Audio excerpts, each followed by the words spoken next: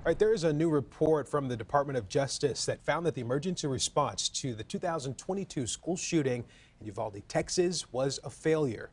That report found more than 300 law enforcement officials responded to the shooting, but it took them more than an hour to go inside and confront the shooter. Once they did, they retreated after the shooter started firing at them. That failure meant that law enforcement officials prioritized a protracted evacuation of students and teachers in other classrooms instead of immediately rescuing the victims trapped with the active shooter. 19 children and 2 teachers were killed inside Robb Elementary School in that shooting. There's a lot to get into and unpack here, so let's bring in Tom Verni, a former NYPD detective and security specialist. Thank you for joining us. Thank you for having me. I first want to get your thoughts on these findings. I know a lot of people were very upset with the response to that shooting. How do you feel about it and what they were able to uncover? Yeah, well, first of all, I'd like to certainly extend my condolences to the families affected by this horrible tragedy. The having school shootings or just mass shootings in upon themselves is obviously a very unnerving scenario to find ourselves in this day and age.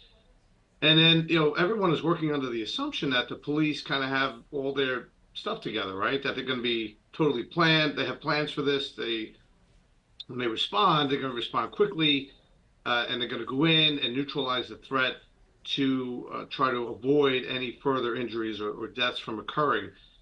And rightfully so, right? We all expect law enforcement on every level, whether it be local, state, or federal, to have these contingency plans in place, especially in the day that we're living in. Our country is awash in guns, and we have people running around having psychotic episodes who have access to these weapons and now going out and causing unbelievable damage. So the findings seem to be on point with what we know, the facts and evidence that's been presented to us after the dust has settled in Uvalde. And it's just a double tragedy. We have the first tragedy is the shooter going into a school, as we've seen over many, many years now. So that in upon itself is a tragedy. And then the double tragedy is the police responding and either not feeling, at least the responding officers, feeling that they didn't have the autonomy to go in and neutralize the shooter, that they kind of had to wait for instructions or wait for a superior. And then there was this confusion between departments, the lack of communication between departments, and then it just went all downhill from there. So it's just an unbelievable tragedy. But hopefully, the results of these findings will produce all police departments to kind of re-examine their procedures and have some sort of standard operating procedure to work from at baseline. Yeah, that report is putting a lot of the blame on the school district's former chief, and they are calling that an epic lack of leadership there. You mentioned the fact that a lot of them were not really sure what to do next. And a lot of people who were just looking on were frustrated, looking at the same thing, thinking, what are they waiting on? In terms of the fact that these are trained officers who we would think are trained in these kinds of situations, do you think that some of that frustration is warranted? Oh, yeah. I mean, there's no one more frustrated than anyone who was either current or former law enforcement watching what was unfolding in Uvalde and trying to figure out, like, what the heck are they waiting for? Like, what are you waiting for to go in and neutralize this shooter? And and I'm sure that frustration was felt with many of the officers that were on the scene there that responded, because if you don't have first of all, if you don't have a standard operating procedure on how to handle these situations, that's a big problem to begin with. If you don't train and train and train and train again for the situation that you hope will never happen, but you have to be prepared for it to happen, especially if you're dealing with multi-agencies that might respond, as was the case in Uvalde. In New York City, we have the luxury of having over 30,000 police officers. So we handle the bulk of what happens in New York City. However, in New York City, you have multiple agencies. You have state and federal agencies all within New York City that potentially could respond. So since 9/11, one of the lessons that was learned there was that multi-agencies need to communicate with one another and even train with one another.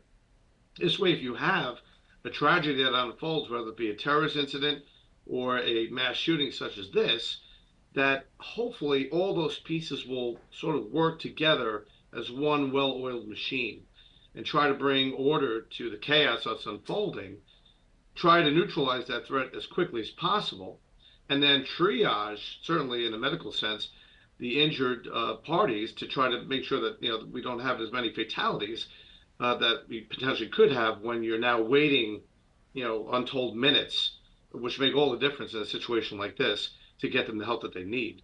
And then subsequently afterwards, to now triage the families that are responding to their loved ones that have been caught up in this horrible situation. Yeah. It is sad that it's come to this, but this is the world that we live in now, and you do have to be prepared. So moving forward and also taking those lessons with us, what do you think that school district needs to now implement in other districts across the country? So school districts should, well, the one thing that we learned from this incident was that there was a habitual happening of doors being unlocked in the school. That is just, listen, we're not in 1952 anymore. We can't have our doors open. We can't have the doors unlocked. That's just an invitation for any crackpot to go in, with a weapon and just start causing carnage. So schools have to have their own standard operating procedure on how to best fortify their campuses. The school staff need to be trained on how to deal with a potential unauthorized entry of a dangerous person.